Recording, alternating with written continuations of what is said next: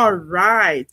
Welcome back to our podcast, The Wealth Bridge. We're back like we never left. My name is Madupe, in case you're just, catching on this particular podcast or channel and you're wondering who is this lady. My name is Madupe and I'm reaching out from the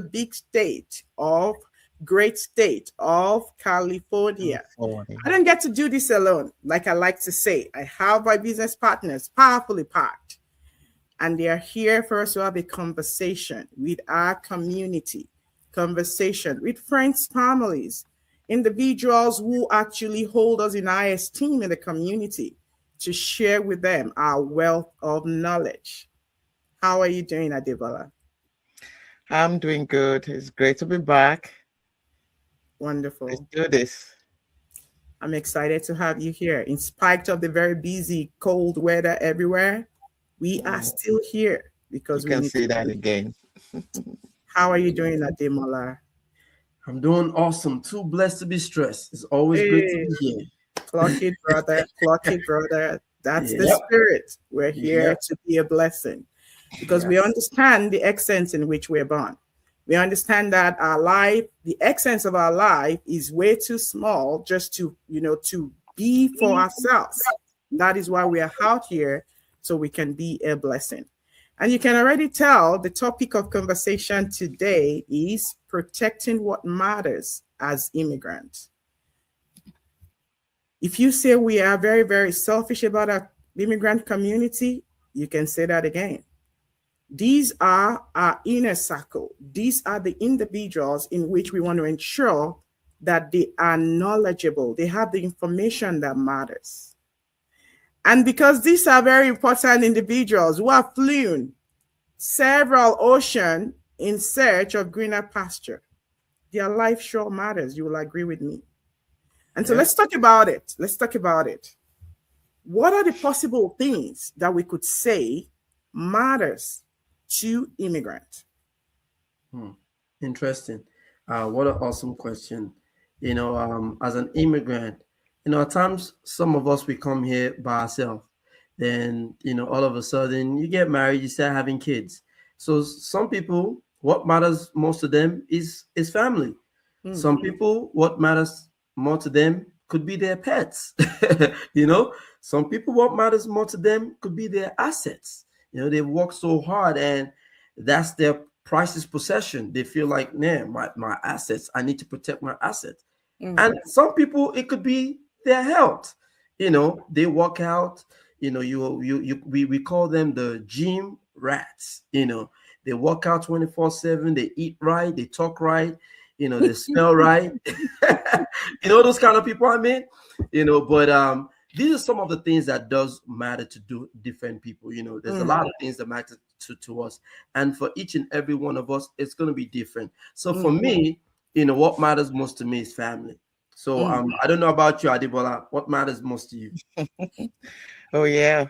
I mean, personally, my family, my immediate family, their future, our future, those are the things that matters because, if anything were to happen, I want to make sure that everybody will be okay.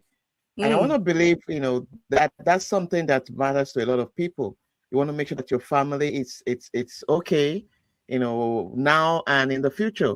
You want to make sure that your children are well taken care of.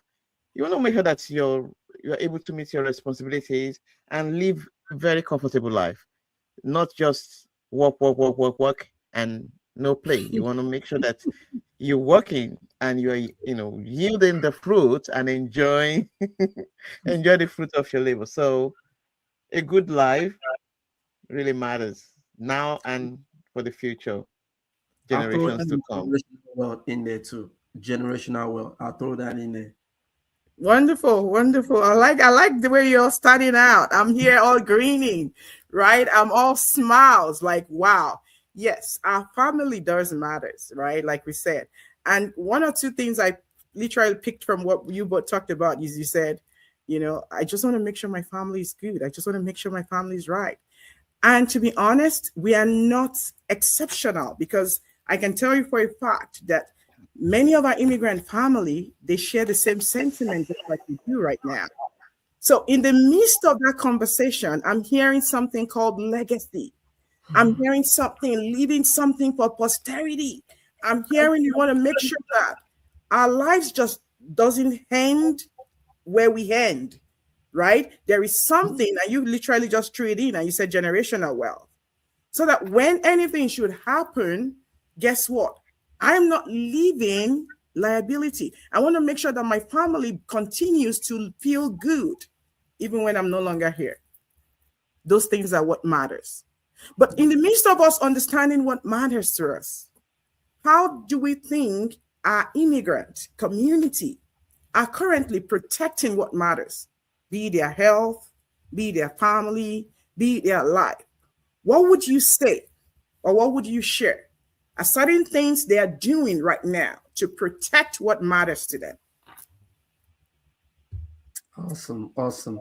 I mean, very, very interesting. When you if you know anything about the corporate world, there's something called risk management.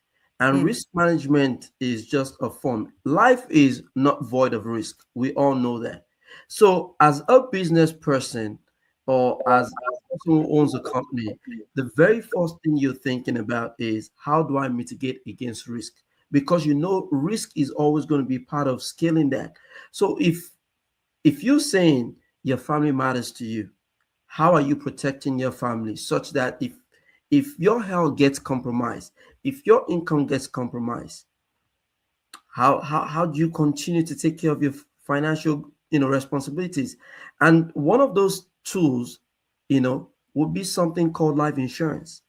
And it's one thing that we don't want to talk about a lot in our community, because when people hear life insurance, they run the other way. Is that you? The question is, what do you even understand about life insurance? Is it the life insurance, the one that your granddad had in 1913? Or is it the kind of life insurance that we're talking about in 2026? Which one? As immigrants, what do we know? As people in the diaspora, are we just myopic about what could be an iPhone 13 compared to what could be an iPhone 17? Where would you rather be? Do you want to be in today's world, or do you want to be stuck in the boondocks? So I'm going to leave it at that. I'm going to let Adebola chime in. Wow, thank you. I like the fact that you did let out the elephant, right? You said, let's talk about the elephant in the room right now. Let's make sure we have a conversation about this. I like that. And now that you've thrown it out there, Debola, can you please take a bite? When people hear life insurance, what scares them? What is it? What is it about this subject? The emotional truth is that many immigrants really don't get it. We don't get it quickly. You'll be surprised that a lot of us we insure our phones, our cars, our houses, and we have to do these things. It's not like, oh, it's just by choice, and we do it. I mean, we know about the cars and houses; they are mandatory, but we even go ahead and insure our phones. I've never insured a phone, but a lot of people do it. But the income that pays for everything remains unprotected. You see the sense behind that. Many of us were ignorant of this before. We were in the same boat, but I'm no longer in that boat, just so to say. And that's the awareness we're bringing. You insure all those things, but even the income, it's not protected. My dream for my family will continue. Even if I'm not here, is yours going to continue? If anything were to happen to you, will the people you love, those people you love, what are they going to do? What is going to happen to them? Many immigrants are statistically underinsured, and we want this to change. And that's why we're bringing this awareness. You will notice in most of our episode, we talk about financial literacy. This is the basic, the root, the foundation of what we're talking about today. And now we're talking about insurance. It's not the enemy. It's called life insurance, not death insurance. Mm. It's high time we get to know what it really means. If you're not sure, you need to know. Don't just assume from what somebody have said many years ago, or the common knowledge in your community and in your family. You need to get the how what's that word to use? You need to get to the bottom of it. If you're unsure of something, you need to ask questions. Don't just continue with that knowledge, that have big knowledge about this subject of insurance. It is very important, and it's something that our immigrant community needs to really, at this time, take very serious. In our community, a lot of us are we are underinsured, and it shouldn't be. Mm. You know, Thank just you, to Demola. Thank you just so to much, Demola. Yeah, go ahead, Demola. just to add something to that. It's very important that we understand that as people in the diaspora, as immigrants, we're coming from different cultural backgrounds, which is different. We're coming from a different economical climate, which whereby life insurance might not even be a thing. But it's very important that you should understand that you're not in your home country anymore. You've left your home country. And if you're in a different country where the society, certain things work based on certain system, would it not make sense for you to want to learn about how the system of your new home country works? Would you not want to understand how some things could help you? Some things, if you add to your portfolio, can actually help you live a better financial life, and not just for you and for your family. They often say the elite, when the elites hear about life insurance, they get life insurance for the living benefit, whereas the 95 uninformed people, 95% uninformed people, when they hear life insurance, the only thing they think about is death. My question to you is, if I asked you, what is baking soda used for? Some people will say, oh, it's used for washing the pan. It's used for preserving something. It's called baking soda. The very first thing it's used for is baking. So what is life insurance? It's for life, not for death. Do we get it, people? It's high time we woke up.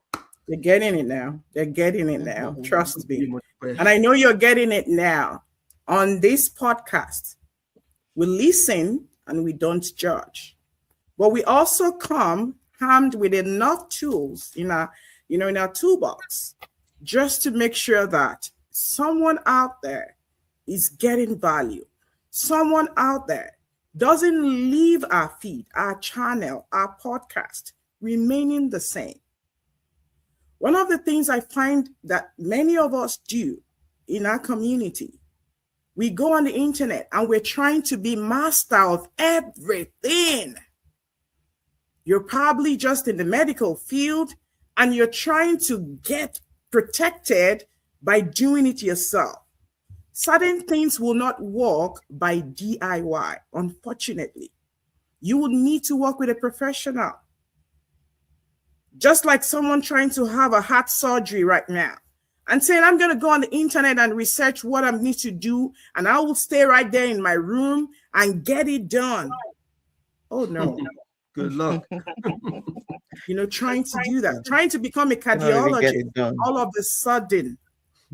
Similar way, you're trying to figure things out when it comes to this conversation on your own, rather than working with a financial professional. Have a rethink, people. We are putting it out there so you can be informed. Both of them have talked about that, saying first instance of people hearing about life insurance, they hear death. But we're saying it is life, people. Can you use it? Can you use it? In one sentence, I don't know if either of you could help us and hopefully help somebody there. What problem does life insurance solve that savings don't solve? Because most of the time people will be like, I don't want to give my money to no company. I'm going to use that money and put it somewhere else. Just in one word, and expatiate on that. What is that problem that life insurance is going to solve, that savings will not solve. Deborah, you wanna chime in All first? right. I mean, there are a lot of things that life insurance we actually help solve, protect. We talk about family stability, replaces your income, covers rent, mortgage, and daily living expenses. Your savings can do that. You talk about your children's future, education funding, continues even if your income stops. Even if your income stops, the education of your children continues. Your savings can go that far. With even your extended family obligations, we talk about debt protection. That's another thing. You can use your life insurance to protect, loans, credit cards, or business obligations and all that. Also, what about your legacy, your dignity, proper burial arrangements without fundraising, without GoFundMe, without running into debt, without worry. But a lot of people don't know these things.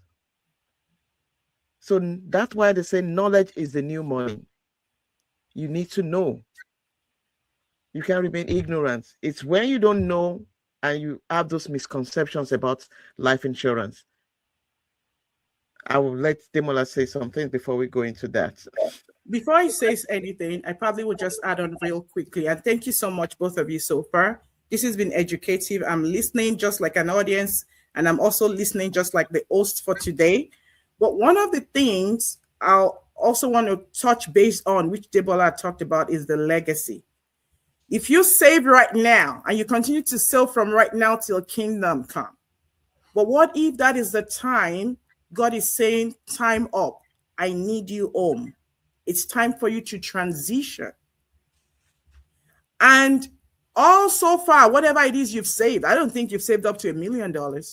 I don't think so. But if you have, at that same point in time, you get called home.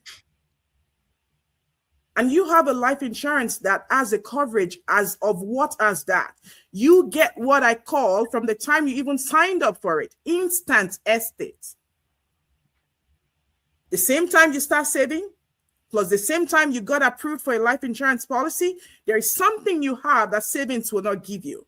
It is called an instant estate. And what that does is it opens up the door for you in the event of, intermittent going back home, transitioning back to heaven. Your family is not going to be wallowing in liability. Something good came out of something bad in that instance. So we're saying, if your family matters to you, if all of these things matters to you, how are you protecting it? Do you have one in your coffin? Do you have one in your portfolio? It is a protection portfolio, people. If you have all of this investment, if you have all of these so-called qualified retirement accounts, brokerage account, and you don't have one in your portfolio, you're missing it. Demola, go for it, please. Yeah, I mean, very honest, I mean, we need to understand that life insurance is the first shield to doing anything, like building a house. Most times when you're building a house, you start with the foundation, you don't start with the roof. So when you're building your financial foundation, what is your foundation? What is that foundation? And for most people, they don't even have a foundation. But for the elite, for those who are financially savvy, or for those who are financially educated, the foundation is always has to be the protection piece. Because without the protection piece, everything else that you're building on that thing is going to crumble when the storm comes. And guess what? It's not if the storm will come. It's when the storm comes. And there will always be storms. It could be financial storms. It could be health storms. It could be, economic storms. How are you going to weather that when you lose everything you've built as a result of market volatility and it erodes that? How are you going to build your wealth if taxes has engulfed half of what you have? Mm, So the very first thing you want to do is to have a line of defense, which is the protection. Once you mm, have a protection, now you can start building. Now you can start taking care of maybe your debt, getting out of debt. Now you can start laying up, okay, maybe you want to even grow an investment, or you want to even build an emergency fund. You can now start building everything else, because guess what? If you start with savings or you start with an investment, on the day whereby your health is compromised, whereby you can't go to work no more because you have a critical illness or chronic illness, guess what happens? You're going to spend down all that investment. You're going to spend it down. You're going to go back into your emergency fund. From your emergency fund, now you're going to go into debt. Now you're going to be spending those credit cards that you thought you did away with, and now you're back on the bottom because there's no protection. Guys, it's very, very important that we protect what matters, whether it's your health, whether it's your finances. What protection do you have on it? We cannot overemphasize on this topic, and this is so important because our community were totally underinsured, just like Debola said. thank you, Demola. This is very, very vital. And again, you probably hear both of them talking about this, myself inclusive, again, because we are SMEs in this area. And we see all of these things on a daily, experiences from clients and all that. I'd like for us to please share with the audience, and Debola can please take a stab at that. This common misconception that our immigrants community usually hold on to, right? When it comes to things like this, and they're like, yeah, I don't trust a life insurance company. I don't trust them. I don't think I can leave, for this. And many of them just again fall back to the fact that, yeah, my family will take care of me even if I'm no longer here. I've been able to support people through GoFundMe. What is your take on that? Should our community be found in this? Yeah, there are a lot of misconceptions about life, especially in our community among immigrants. And one of them is the fact that some people just feel that they don't need it. Some think, oh, my job insurance is enough. Employer coverage usually disappears when you leave the job. That's one thing you should know. Some think it's too expensive. Many policies cost less than a weekly takeout meal. It depends on the plan you go for, what you need, which is going to be, designed specifically for you. Another misconception is the fact that, oh, I'm young, I don't need it yet. Wrong. Newsflash, the younger you are, the cheaper it is. The better for you. Get started with it now. The younger you are, the cheaper it is, and the more it pays you later on. The more likely you get qualified. Exactly. So why don't you get started now? We also hear the fact that, oh, I'll get it when I'm settled, when I have money. Oh, I'm doing something else. I don't get that. I'll get it when I'm settled. Like procrastination, the biggest. You have a job. You're paying some bills. You spend money on some things that are not, in a month. I'm sure there will be at least an amount that you spend every month that you could have held back to do something better. Protection should start while you are building, not after. While you're building, not when you are settled. What's settling? Start now while you're building. The same time you are saving, the same time whatever it is. It shouldn't be for later. Life insurance should be, it is a wealth protection tool. So that wealth that you're building now, you need the protection for that wealth. So that's why you need to start right now. As soon as you know about it, start. Don't wait till tomorrow. And all these misconceptions, they're just myths that holds you back, traps you down, deceiving yourself when you know what is right. Thank you. Thank you so much. And because again, we're trying to kind of wrap up here. There'll be some school of thought that would say, yeah, I believe I should have a life insurance. And some people will be Team TAM. I want a TAM. And others will be team permanent. I want a permanent. Demola, can you please just explain to the audience? Let's understand, what is a term life insurance? What is a permanent life insurance? Why should I have one or the other? When should I have one or the other? Should I have both? Maybe I don't need one. Maybe I need one. Awesome question. And this is this is something that we could go on and on. But just to just give some, just give some clarity. High level. Yeah. One thing is you have basically two types of insurance. You have a term and you have a permanent. In the term, like the word says, term means it's temporary. So it could be for 10 years, it could be 15. Most times the max is 30. And very few, oftentimes, some companies, they even go up to 40. But the one that majority of the companies they offer is anything between 10 to 30 years. So basically, these are normally cheap. They offer you the highest, insurance for the smallest amount of money while you still need it. So the term insurance is very good, especially for somebody who's saying, you know what, I don't have a lot of money. You could still, with that, that simple little money that you can put away, maybe for a easy takeout monthly, you could set that aside to have a protection over your family. Because guess what? In that 30 years whereby you protected, can you just imagine if you're 30 years old and you have a 1-year-old child? If you get a 30-year policy, it means up to the age of 60 years old. It means if anything were to happen to you, your child is protected. That dependent that you have will not be able to skip a beat because dad or mom had put some type of protection, in place. So guess what? Temporary, yes, it does expire. But guess what? It is actually the one you get the smallest amount. You pay the smallest for the highest amount of life insurance. That's number one. Also, the temporary insurance, some of them may actually even give you something called living benefits, such that you don't even have to die. While you're still alive, it pays out to you. God forbid you have critical, chronic, or terminal illness. How awesome is that? That your income even could be replaced because of some sickness. Now, let's go to permanent life insurance.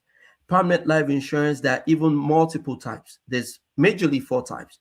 But let me talk about one thing that is synonymous to all the permanent life insurance, that they all have something called, number one, they're permanent. So they last through till age 100, till age 121. So it's permanent. They outlast you or they outlive you, if it's properly structured. Let me put that. Properly structured. If it's properly structured, they should outlive you. But the interesting part about all the types of permanent life insurance is that they have something called the cash value, whereby it has a savings component to it, whereby you put in money aside, just God forbid, if you were to transition home too early, guess what? That asset, that life insurance policy is also building something called a cash value, which could be used for whatsoever. And the interesting thing about the cash value? Because of certain IRS internal revenue codes that's attached to this, it allows this policy to grow tax-free. And when you want to take it out, you can take it out tax-free. And you know what? When you pass on the transition to glory, it also passes down to your heirs tax-free. There are so many benefits of a permanent life insurance that if we had to go into it, that would be a class for another time. But you know what? We're all licensed professionals. That's one of the things that we do. So you know what? If you want to know a little bit more, you could definitely put a comment in the chat, and we could definitely, speak to you with your own tailored or individual, question. Excellent. Thank you very much. You know what? I just, it was just wonderful. It was just wonderful, having this conversation. That was just what Life Insurance 101 you guys just had right now from us. Okay. If all of these things we talked about matters to you, I think it's important for you to start looking out for what are the tools and strategies you have available to make sure that you are protecting what really matters to you. Life insurance, wealthy are using this to supercharge their savings. right? And so if you want to have the further conversation around it, just like Demola talked about, reach out to us, drop in the comments, send us a DM, right? We will be able to guide you. Tailored, customized conversation that really meets your needs. Having done a financial need analysis, understanding where you're coming from, understanding what your insurable needs are, understanding what is your affordability quotient, what can you really afford right now, and what is your objective. It's not a one-size-fits-all, people. Reach out to those who know what they're doing. I'll be happy to help you. And we're going to wrap it up here to this definitely another beautiful day. Until we come your way another time, it is the Wealth Bridge podcast. Yep. All right. Like, subscribe to our channel, and definitely turn on your notification button. You never can tell what we're bringing in next. You never can tell. You can guess what it is, but we'll be here to educate and definitely keep you informed. Thank you, Debola, and thank you, Demola. It was nice having both of you tonight. All right. Take care, viewers. All righty. Take care. Take care. All right.